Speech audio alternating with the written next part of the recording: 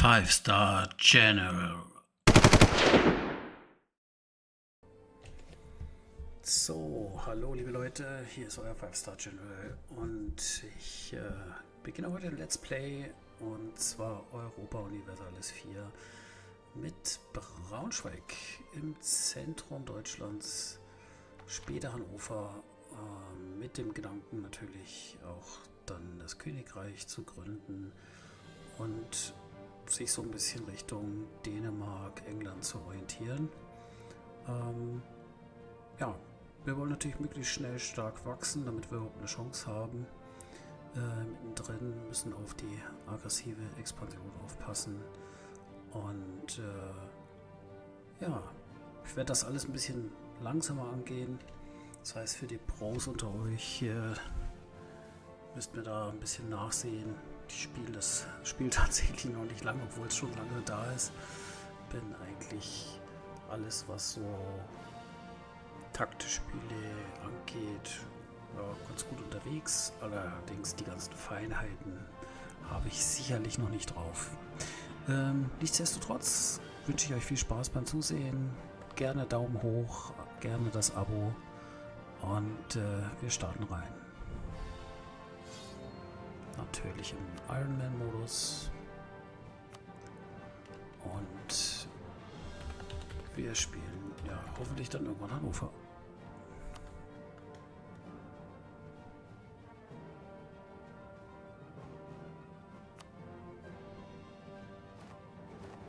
So, die Welf-Dynastie von Braunschweig.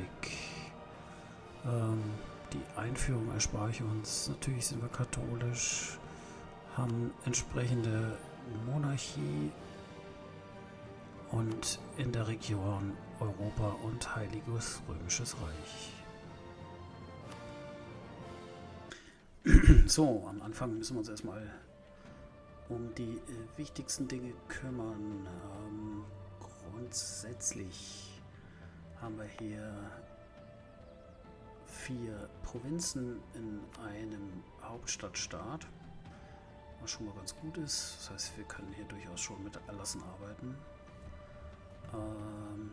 Ich werde jetzt hier auch schon mal den Erlass für die Entwicklung reinnehmen, weil ich auf jeden Fall die Provinzen alle auf 10 bringen möchte. Und das bringt dort schon wieder weniger Einsatz von Machtpunkten.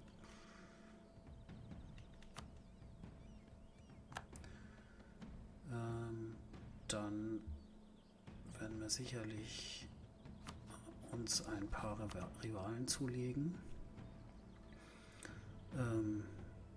Brandenburg, Bremen und Lüneburg sind so die Klassiker. Die werden wir auch mit reinnehmen. Könnte auch Stadt Bremen erstmal Magdeburg reinnehmen. Die sind oft auch ein Thema am Anfang.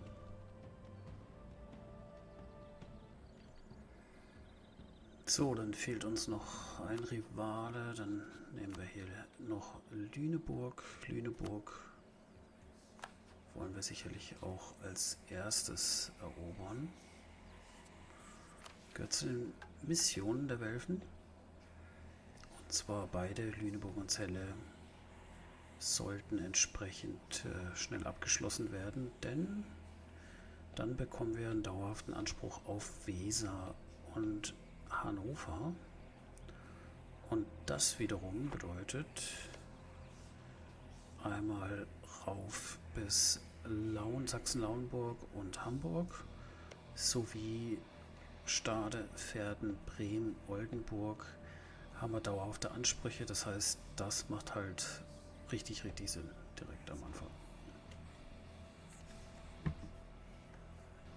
So, Berater brauchen wir noch nicht, haben auch kein Geld für. Standesland werden wir auf jeden Fall beschlagnahmen. Aber zunächst schauen wir uns kurz nochmal die anderen Reiter an. Wir haben hier einen recht alten Thronfolger. Da müssen wir natürlich hoffen, dass wir was Besseres bekommen. Den kann man natürlich auch direkt mal als Anführer nutzen. Mal sehen, ob es was bringt. Oh, so schlecht ist er nicht. Nahkampf 4.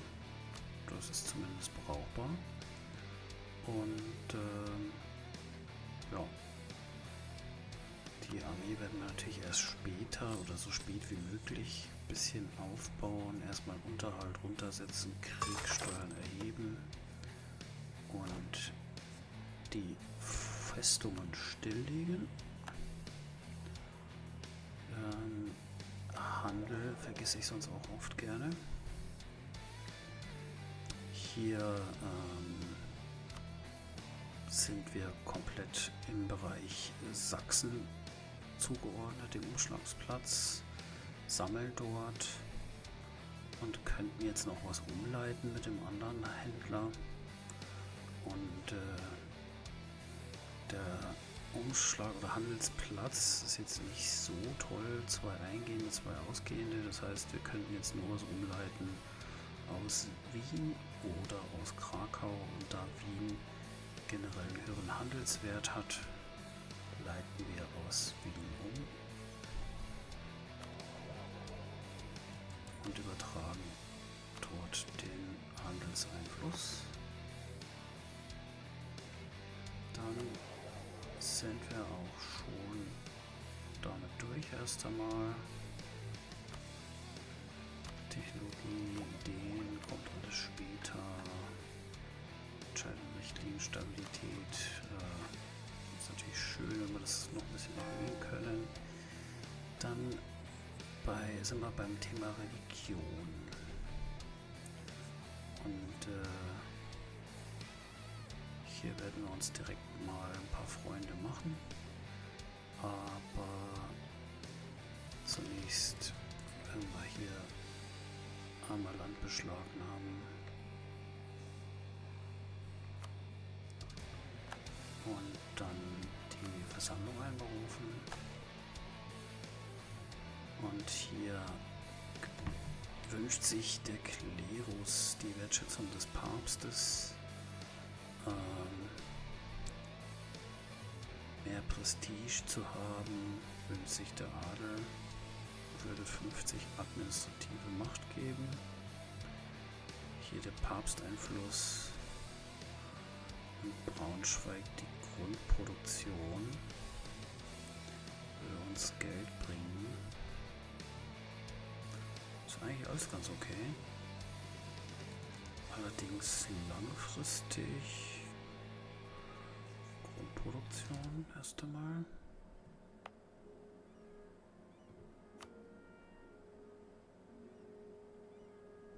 Also Produktion werden wir hier eher erhöhen in Braunschweig. Werden wir noch auf ein Event warten, was wahrscheinlich die Machtkosten noch mal ein bisschen reduziert. Papsteinfluss ist auch gut.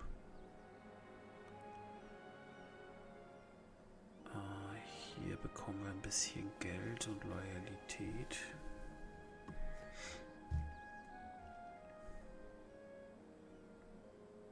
Tja, Geld kann man nie genug haben. Ich schwanke. Werden beides machen.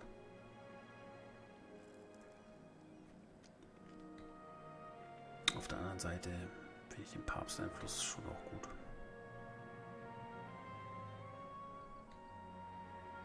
Es war nur 1 pro Jahr, aber was man hat, hat man.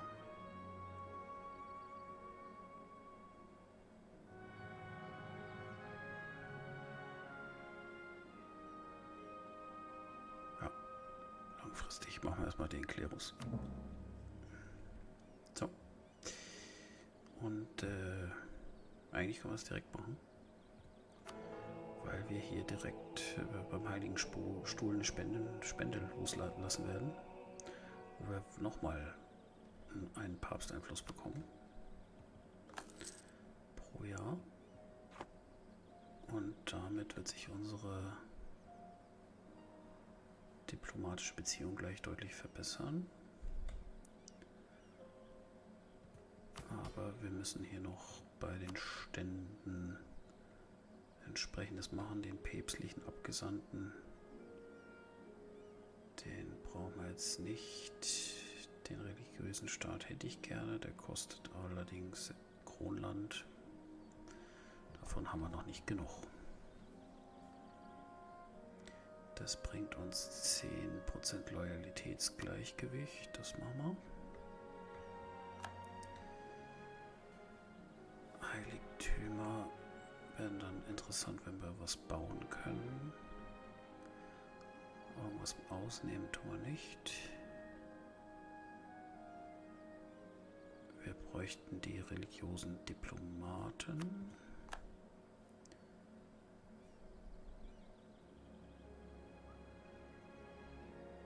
Die Klerusausbildung machen wir.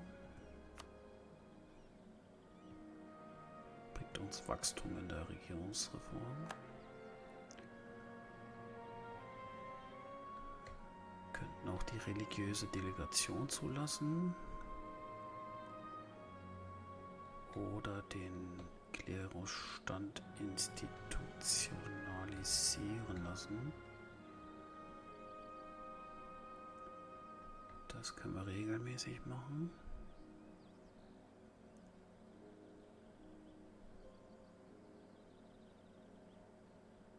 Allerdings dauert das recht lang. Ne. Recht auf Spenden.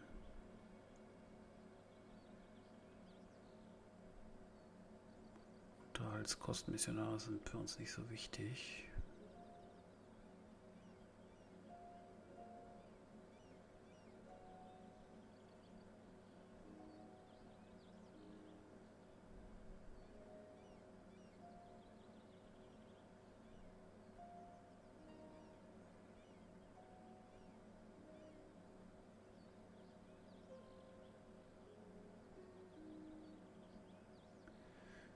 Kirchliche Heiligtümer würden nochmal Loyalitätsgleichgewicht bringen.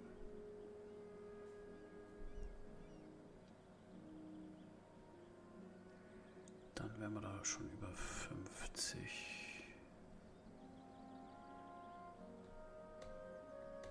Ne, das ist der Einfluss.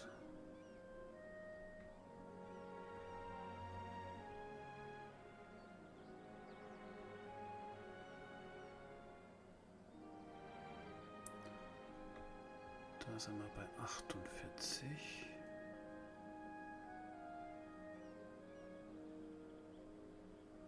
War sonst noch irgendwas Wichtiges?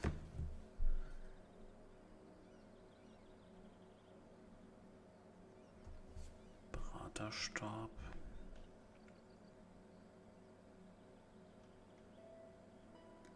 Sicherlich auch wichtig.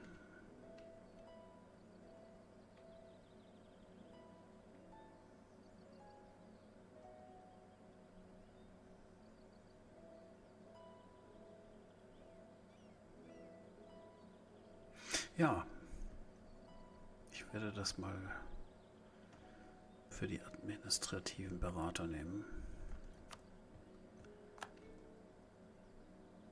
Und dann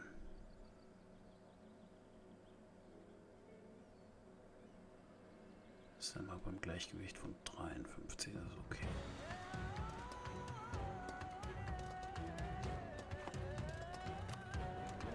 So, beim Adel.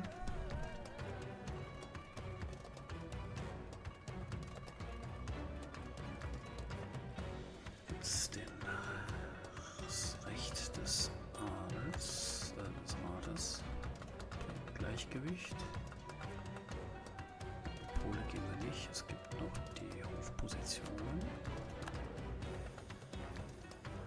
Offiziersrechte sollte man dann später machen.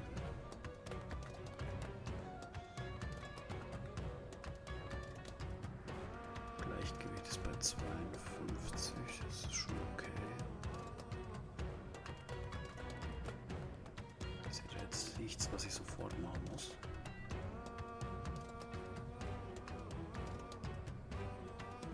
Aufgebote sind auch gut. Bei den Bürgern können wir hier mit den Künsten anfangen.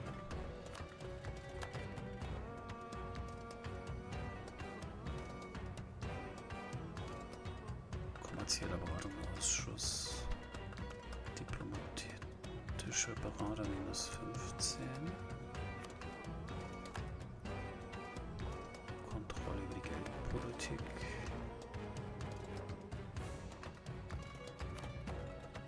Produktionseffizienz, Inflationsreduktion.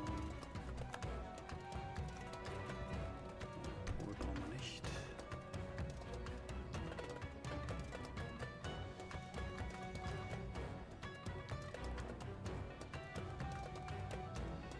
Freiheit bringt Handelseinfluss und Handelsmacht.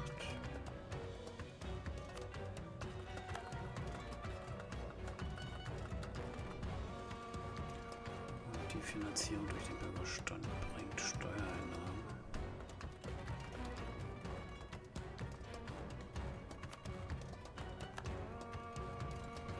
So, jetzt könnten wir noch die Buchhaltung fördern.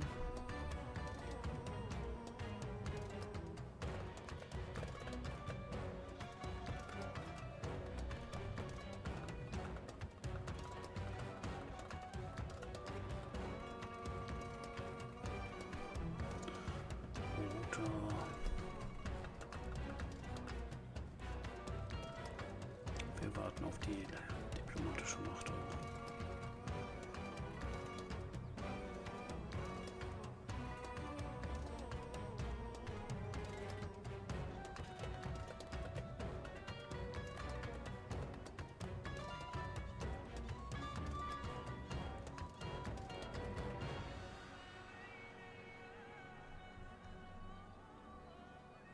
Ist eigentlich ganz gut hier. Unterhalt geht runter. Zinsen.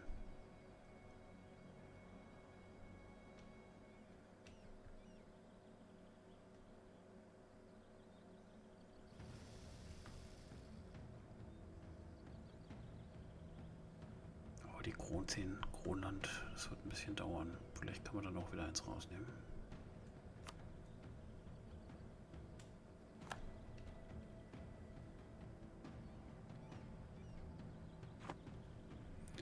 So, dann haben wir die Stände erledigt. Entschuldigt, wenn es ein bisschen lange dauert.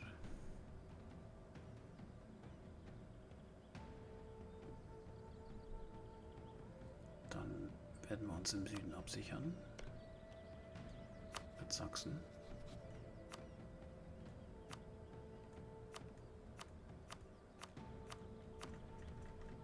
Die akzeptieren sofort ein Bündnis. Wenn wir noch eine Staatsehe machen.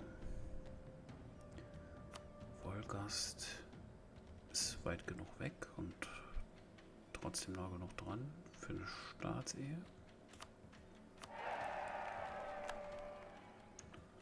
Und dann werde ich mich noch beim Kaiser gut stellen und schauen, ob ich die Pfalz und Mailand als Bündnispartner noch bekomme. Dann stellen wir hier ein bisschen höher.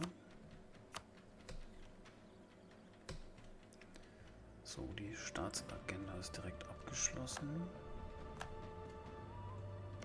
Und wir haben 110 plus, das ist schon mal wunderbar. So, mit dem Kaiser werden wir auch erstmal eine Staatsehe machen, um uns einzuschleimen. Und selbiges mit der Pfalz.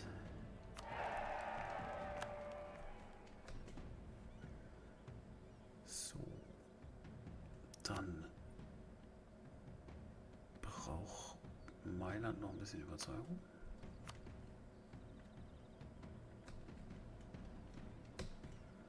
Und jetzt können wir, glaube ich, erstmal nichts machen.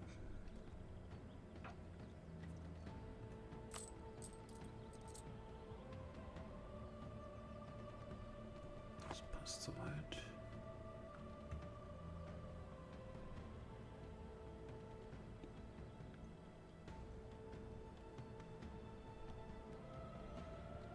schon mal schauen. Hier ist noch kein Bündnis entstanden. Dann können wir uns hier noch bei Köln ein bisschen verbessern. Und warten, bis wir wieder irgendwo etwas machen können. So, jetzt sind die Entwicklungskosten gesunken durch die goldene Bulle, Christiana Pieters.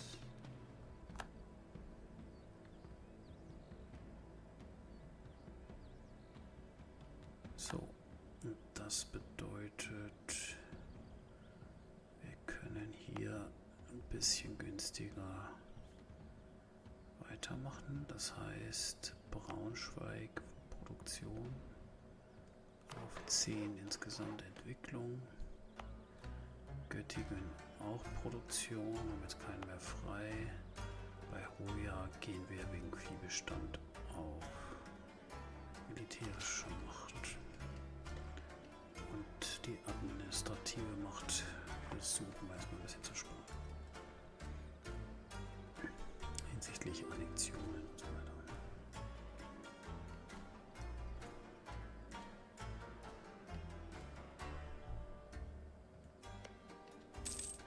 So, mal gucken, ob wir hier jetzt schon weitermachen können.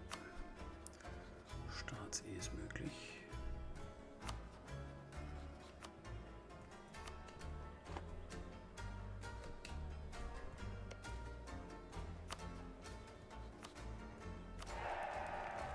Großartig. Was geht noch? Wolgast wäre jetzt noch ein Bündnis und Pfalz ein Bündnis. Geht.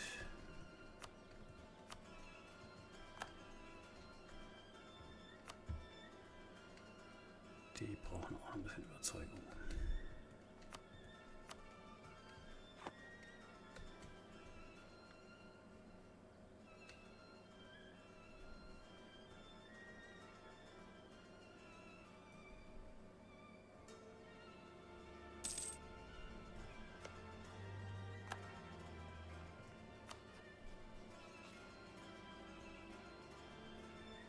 Tja, dann schauen wir mal. Oh, irgendwas haben wir erfüllt. Die kaiserliche Ambition. Das ist super, wir kriegen einen Diplomaten und Beziehungen verbessern. Plus 25%. Das haben wir hier geschafft über die Kurfürsten. 2 würden uns gerade derzeit wählen zum Kaiser. Das wäre natürlich ganz nett, aber in der Regel haut das so früh noch nicht hin.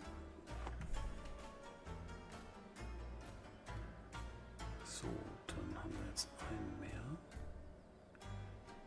Hier verbessern wir weiter. Pfalz und Mailand.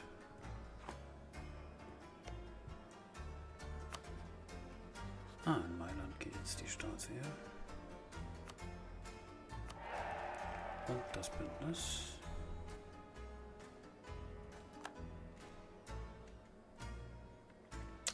In der Zwischenzeit können wir hier noch verbessern.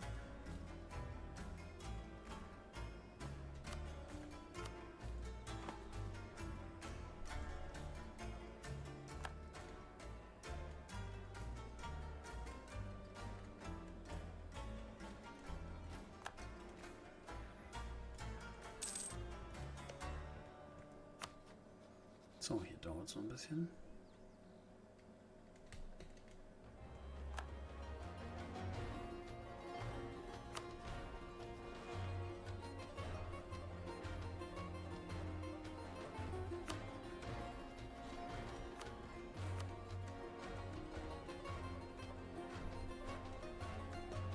So, dann nehmen wir hier nochmal das Bündnis mit. Und dann will ich eigentlich direkt auf 150 hoch für die nächste Mission.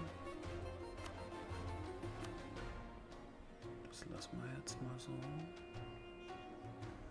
Und wir schauen mal, was Lüneburg so sagt. Die sind verbündet mit Ansbach.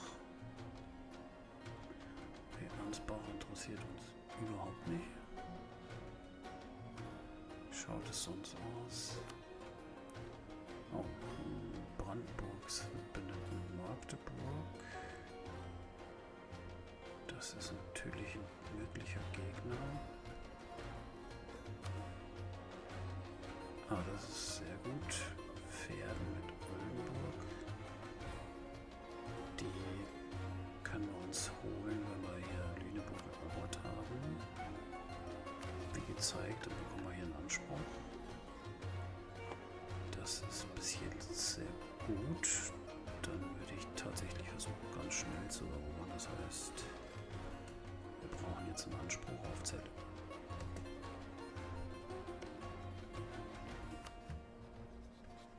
Und dann wird es direkt losgehen.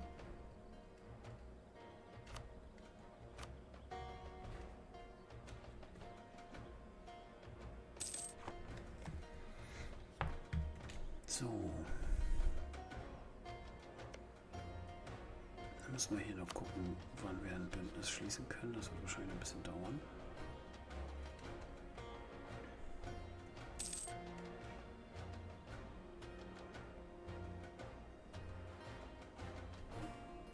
Hier können wir eventuell schon wieder was bauen. Also die Produktion erhöhen. Und hier die Grundmannstärke.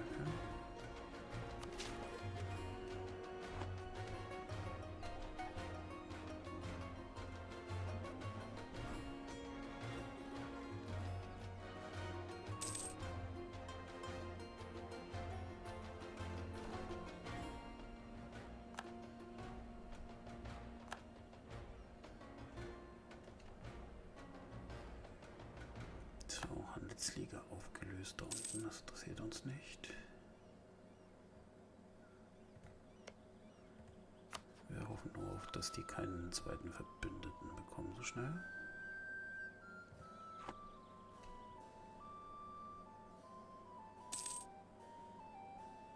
Müssen dann auch rechtzeitig ein bisschen Militär aufbauen.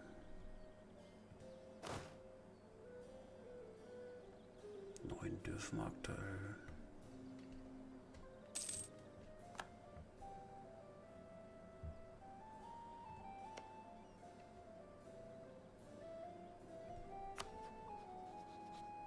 Ja, hier mit dem Bündnis, das dauert ein bisschen.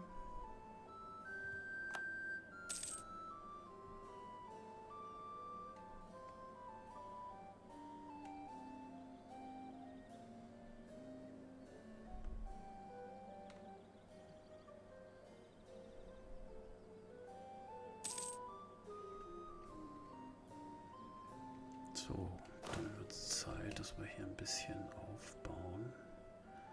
Kavallerie dauert immer so lang. Dann hätten wir 9 insgesamt.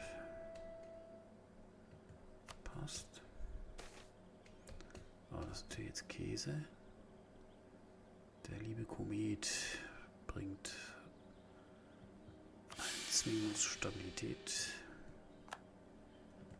Das sollten wir auch ausgleichen. Kostet uns leider 115 administrative Macht. Das ist echt bitter am Anfang.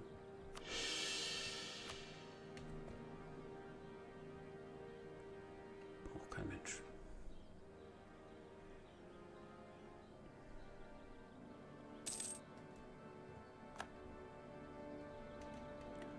So, der große Goldmangel kam.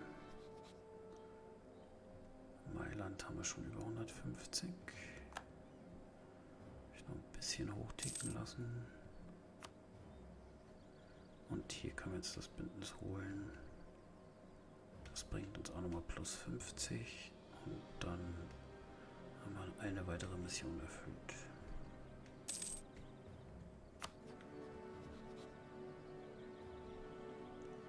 So, da müssen wir hin.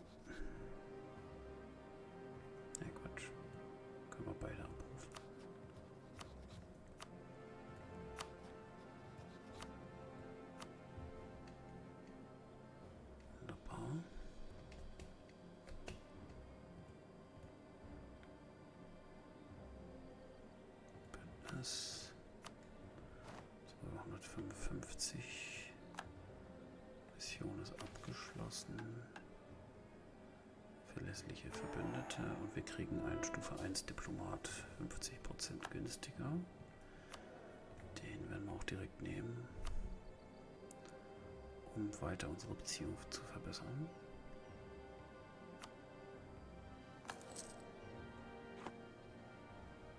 So. Dann können wir noch unsere Beziehung zu Sachsen und Wolgast ein bisschen verbessern.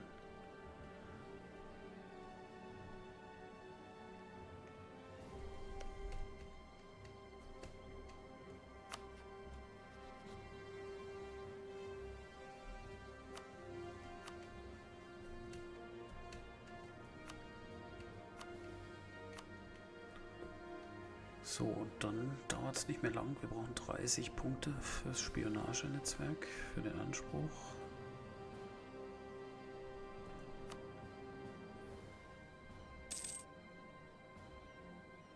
Das heißt, in ein paar Monaten ist es soweit. Unser erster Krieg wird gleich beginnen. Und damit beende ich die erste Folge. Ich wünsche mir gerne einen Daumen hoch von euch und nicht vergessen, die Glocke zu klicken fürs Abo. Ja, ich hoffe, es gefällt euch und ihr seid weiter mit dabei. Bis dahin, euer First Star Channel.